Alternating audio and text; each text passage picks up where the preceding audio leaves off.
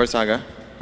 Siguro, Mr. Chairman, alam naman natin na itong committee hearing natin tungkol sa prangkisa ng ABS-CBN ay naiiba sa mga committee hearing na ginaganap natin.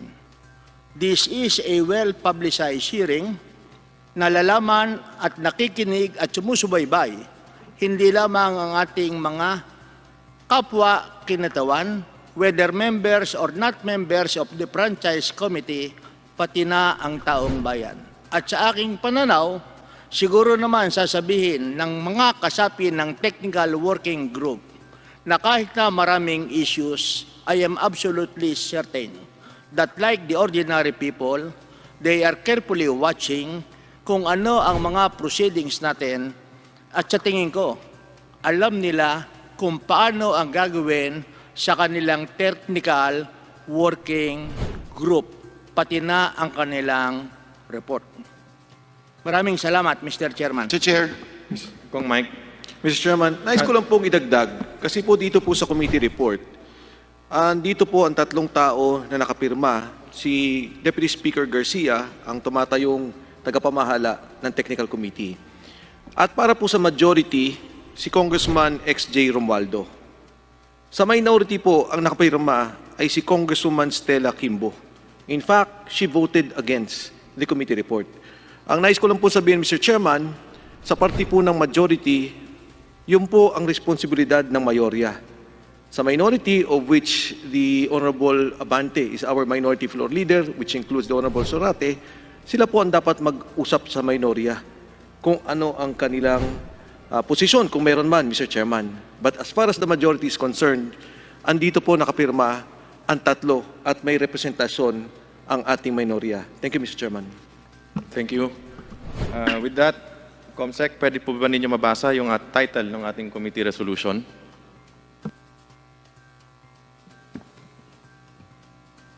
Committee resolution. Resolution denying the franchise application of ABS-CBN Corporation to construct, install, establish, operate, and maintain radio and broadcasting stations in the Philippines. There was a motion. Any seconds? Any I objection? second, Mr. Chair. Any objection? There is an objection. Given that meron pong objection, we have to divide the House para po pagbotohan natin. We have 85... Mr. Chairman, point of clarification, Mr. Chair. Kong Alvarado. Mr. Chairman, maaari po bang malaman namin kung ilang boto ang kinakailangan para po pumasa ang committee resolution? Based po sa 85 na committee members at ex-officio members na present, ang kailangan po para manalo is 43. Majority po. 50% plus 1 po. Aba. Maraming salamat, Mr. Chair. Thank you. So, ngayon po, nais po nating i-remind, we would like to remind members na pagdating po sa voting natin, that a yes vote means that a member supports the adoption of the committee resolution. Hence, a denial of the franchise application of ABS-CBN Corporation. A no vote means that a member opposes the adoption of the committee resolution and hence favors the granting of the franchise application of ABS-CBN Corporation. Mr. Chair, Kong Jonathan. tama po ba na mga miyembro at ex-officio members lamang ang maaaring bumoto sa House resolution po na pagbobotohan natin ngayong tanghaling ito? Tama po, that is correct. Mr. Chair, kung tama po yun, ang ibig sabihin po, ang pagbobotohan natin dito ay hindi yung pagbibigay ng... ang pinagbobotohan po dito ay kung umaayon ka ba sa committee resolution o hindi. Ang committee resolution, Mr. Chair, ay nagsasaad na hindi dapat bigyan ng prangkisa ang ABS-CBN.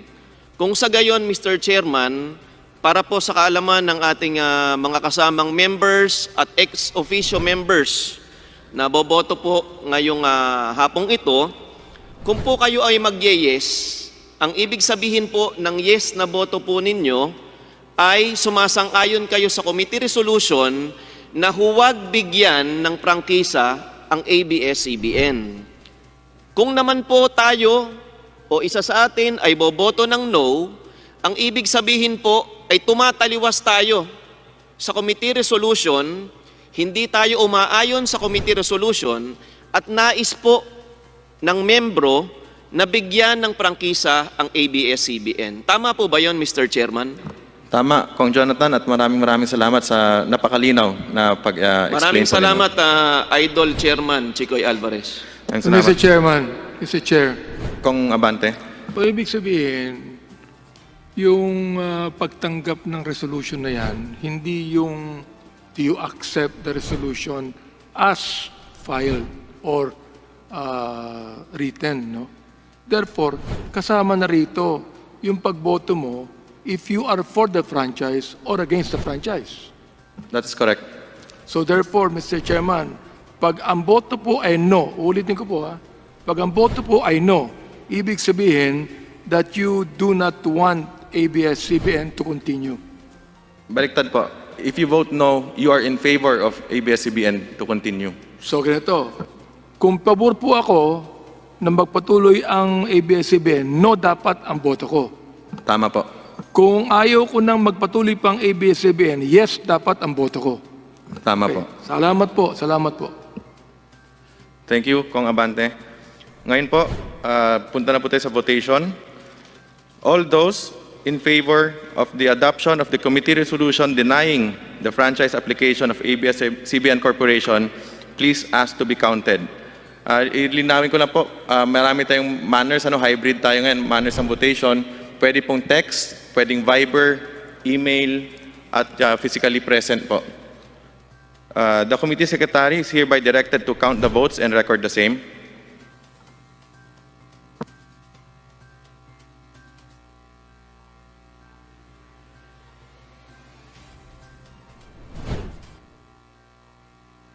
Mr. Chair. Kung With sa the- ongoing po yung pagbibilang po nating committee secretary. Itawagon ba isa-isa? Binibilang po muna yung sa Zoom, isa-isahin po natin, and then yung physically present, and then yung nasa nag-text po.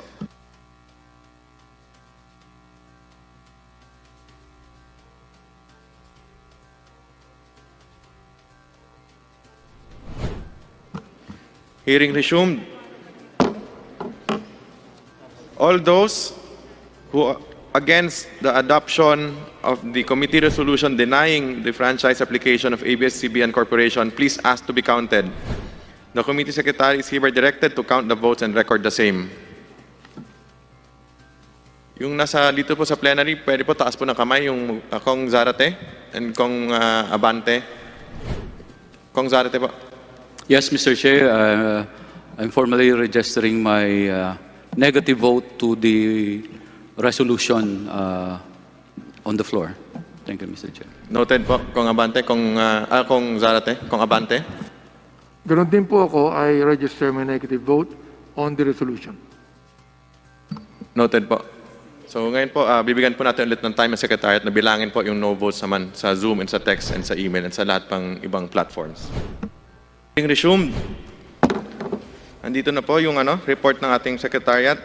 Linawin ko lang po, 85 members ang present, 44 po pala yung majority na kailangan. So, ang nag-yes, 70. Ang nag-no, 11. Dalawang nag-inhibit, isang nag-abstain. Ayun, yun ang total.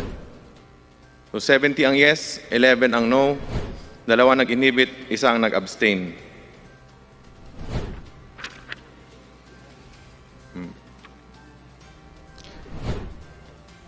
The resolution to deny ABS-CBN's franchise application is hereby adopted. Pursuant to Section 49 of the Rules of the House of Representatives, all House bills and House resolutions relative to the grant or renewal of the franchise application of ABS-CBN Corporation are hereby laid on the table. The committee secretary is hereby directed to inform all the authors of the bills and resolutions of the decision of the committee in writing, and as far as practicable, though electronic mail within 5 days stating the reasons therefore. Mr. Chair, Mr. Chair, Kong Jonathan. point of clarification lang po. Ano po ba ang ibig sabihin ng laid on the table, Mr. Chair? Committee Secretary. Para sir na, ano na siya, kill. Maraming salamat, Mr. Chair. Ibig sabihin po, itong usapin patungkol sa pagre-renew ng application ng ABS-CBN ay hindi lang po isinantabi. Ito po ay tinapos na ngayong araw na ito, Mr. Chair. Tama po ba? That is correct. Kong Defensor. Mr. Chair, in parliamentary courtesy, when a bill is being approved, we don't necessarily vote no because we just lay it on the table just to make it stay in the committee. But technically, Mr. Chair, for a franchise application, the effect would be to kill the application of the franchise. But it is still in our rules laid on the table. And Mr. Chair, as this is a historic moment for the House of Representatives and of course for the Filipino nation, I move that all members, Mr. Chair, who voted for the adoption of the committee resolution be made as co-authors. I so move, Mr. Chair. There is a motion to include all members of the committee who voted for the adoption of the committee resolution denying the franchise application of ABS-CBN Corporation. Any second? I second, Mr. Chair. Is there any objection?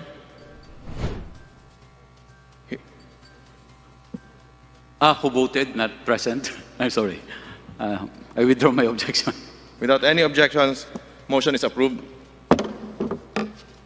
Mr. Chair, Kong I move Jonathan. that the committee adopt the other findings and recommendations contained in the technical working group report, Mr. Chair.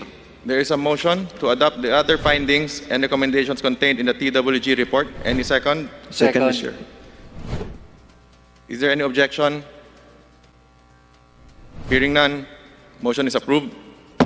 Mr. Chair, Kong Defensor. for purposes of transparency, I move that we authorize the chairman of the Committee on Legislative Franchises to release the TWG report and the adopted committee resolution to the public and other committees of the House. I so move, Mr. Chair. There is a motion. Any second? I second, Mr. Chair. Any objections? Hearing none, motion is approved.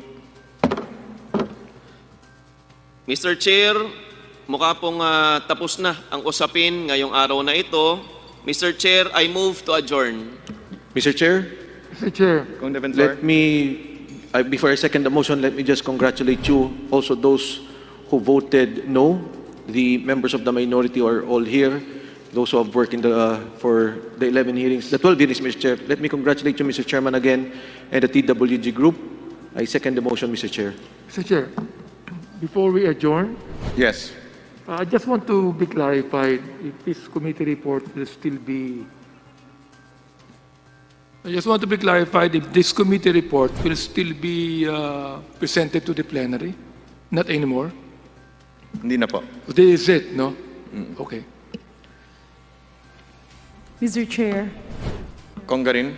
Mr. Chair, we are in receipt of some text from fellow members from the minority who would like to insert explanation of their vote.